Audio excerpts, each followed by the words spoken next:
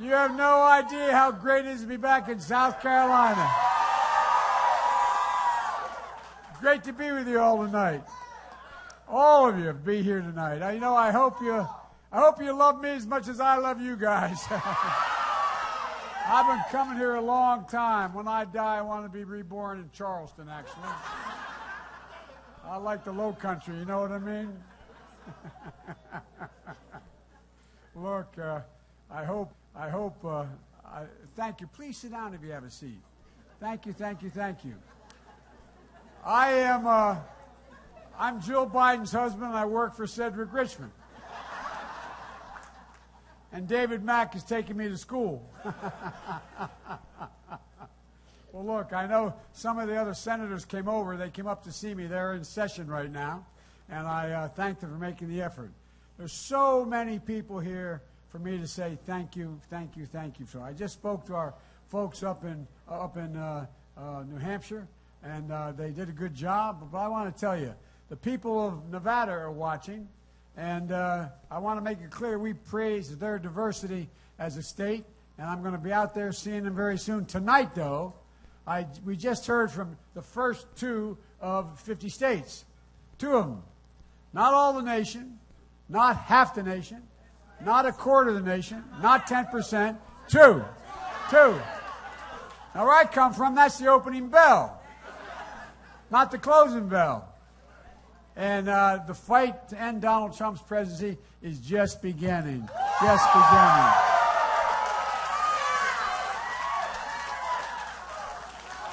Thank you. It is important that Iowa and Nevada have spoken, but look, we need to hear from Nevada and South Carolina and Super Tuesday states and beyond. And look, we're moving in an especially important phase because up till now, we haven't heard from the most committed constituency of the Democratic Party, the African American community. And the fastest growing segment of society, the Latino community. I want you all to think of a number. 99.9%. That's the percentage of African American voters who have not yet had a chance to vote in America. One more number. 99.8. That's the percent of Latino voters who haven't had a chance to vote. So when you hear all these pundits and experts, cable TV talkers talk about the race, tell them, it ain't over, man. We're just getting started. Our votes count too. We're not going to let anyone take this election away from you. Look, I've said many times, you can't be the Democratic nominee and you can't win a general election as Democrat unless you have overwhelming support from black and brown voters. It's just really simple. No, it's a natural fact. It's true. It's absolutely true. And folks, all those Democrats who won against incumbents, from Jimmy Carter to a guy named Clinton, to a guy named Obama, my good friend, guess what? They had overwhelming African-American support. Without it, nobody's ever won. No, really. And you all know you own my heart. Look, more important, should you not win the Democratic nomination for president, you shouldn't be able to win it without black and brown voters. Too often, your loyalty, your support, your commitment to this party have been taken for granted. I have never once in my career since I got involved as a kid taken it for granted. And I give you my word as a Biden, I never, ever, ever will. Now, if you want to know what any other candidates are going to do in the future, the tendency is to look at the past. Well, I left a law firm when I was a kid with a great job in a fancy law firm and to become a public defender, to fight for the people in the community I used to work in the East Side, because they couldn't afford a lawyer. On the county council, I fought against redlining. In the U.S. Senate, I passed the extension of the Voting Rights Act for 2 decades. The Violence Against Women Act. And by the way, I had the back of a great president named Barack Obama for 8 years.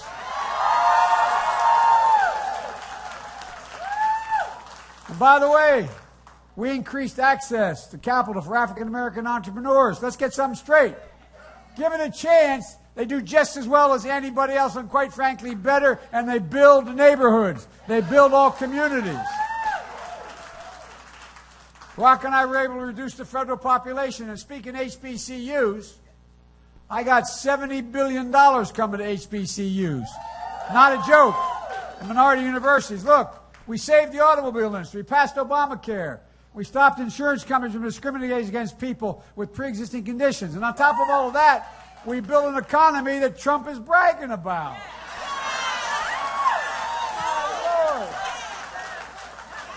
This guy squandered his father's fortune. Now he's squandering the economy we gave him. They all think I'm kidding. I'm not. So, Mr. President, instead of talking about impeaching Barack Obama, you should be saying, thank you, President Obama. Thank you, thank you, thank you. But, folks, look, we have so much more to do. I promise you, as your president, you will be partners at shaping the policy that makes sure every single American has an opportunity. The thing that I've never liked, and I was chairman of the Judiciary Committee for years, I don't know what you need best. I listen. You all, the leaders of the black community, know what you need best. We don't listen enough. We take for granted.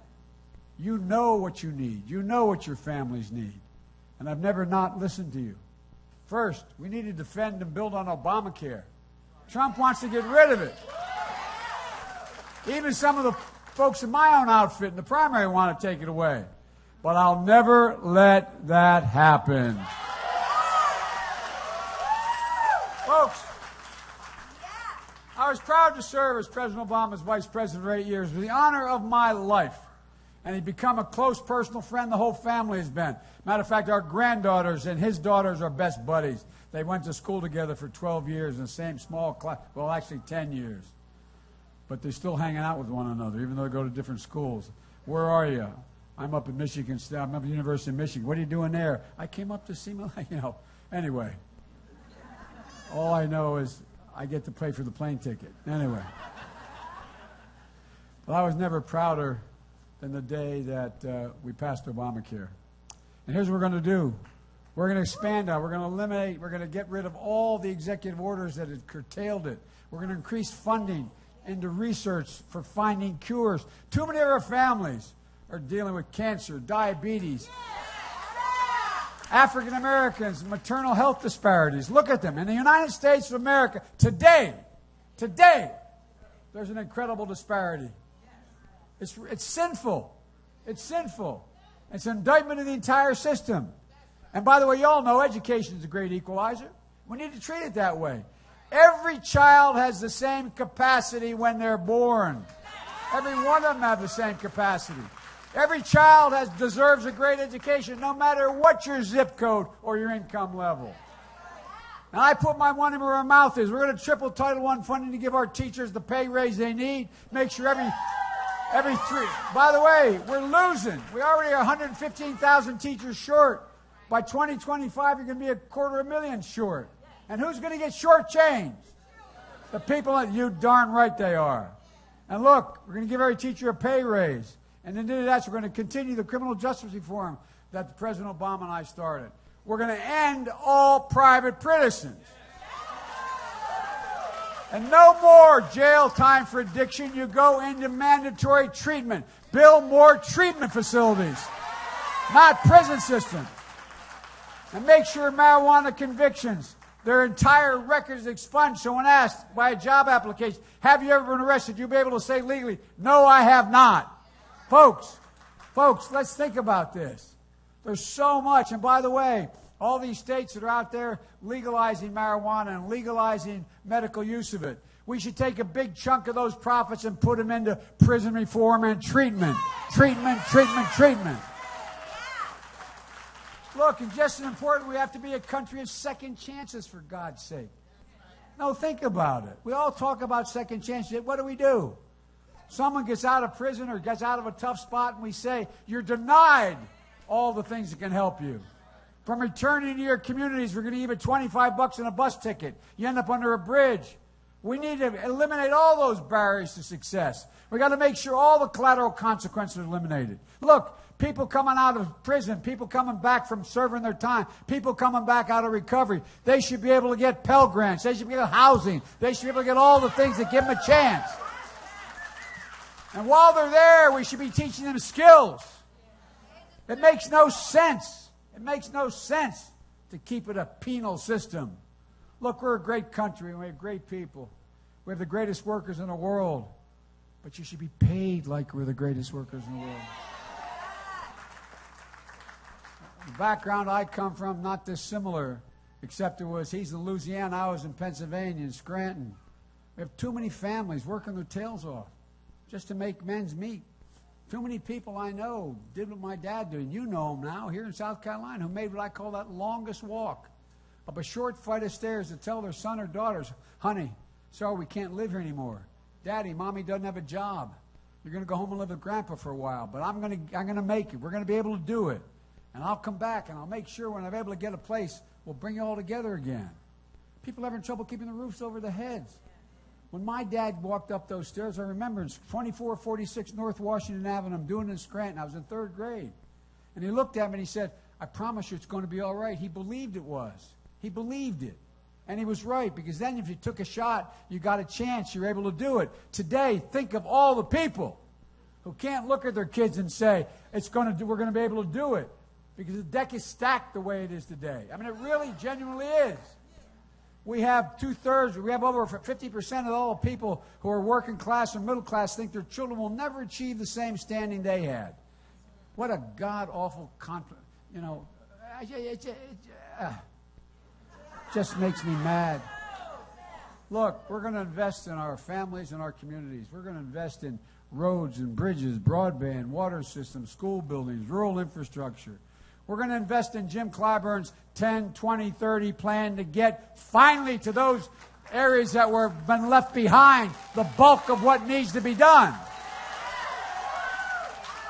And by the way, I make no apology to anybody for it. It's in the interest of everybody. The wealthy, the semi-wealthy, the middle class, the working class, that everybody does better. When they do, everything works for everybody. Everything. We've got to make sure black and brown families and businesses have the same shot to accumulate wealth. Look, folks, you live in a black neighborhood, you have the same exact house a guy lives across the highway on a white neighborhood. Same exact house, same condition. Yours is valued at less. You pay more for insurance. How do you get a chance to accumulate wealth?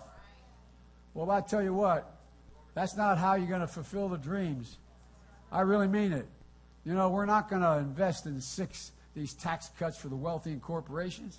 The system's already rigged in their favor. That $1.9 trillion that Trump gave away to the top 2%, we're going to invest in families instead. I really mean it. I've done it. There's no limit to what we can get done in the next 4 years. But first, we have to beat Donald Trump.